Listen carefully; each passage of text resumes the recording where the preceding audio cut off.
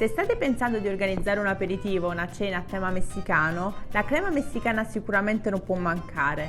Per fortuna è semplicissimo prepararla con pochissimi e semplici ingredienti che sicuramente avrete già in casa. Salve e benvenuti in Piatti Internazionali di Linda.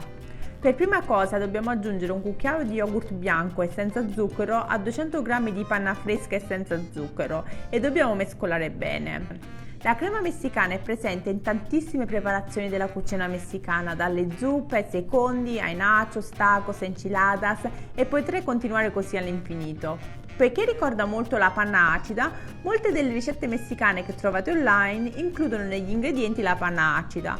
Ma credetemi, se usate la crema messicana fatta in casa, i vostri piatti avranno un sapore più ricco e corposo. Una volta che tutto lo yogurt si è più o meno sciolto, trasferiamo il tutto all'interno di un barattolo o di un contenitore dal tappo ermetico. Se notate dei piccoli grumi di yogurt, non vi preoccupate. Chiudiamo e lasciamo a temperatura ambiente per 24-48 ore, finché la panna non si addensa. Non vi preoccupate, la panna non andrà a male. Questo procedimento in fondo è lo stesso che viene utilizzato quando si prepara lo yogurt. La mia crema messicana si è addensata dopo 48 ore.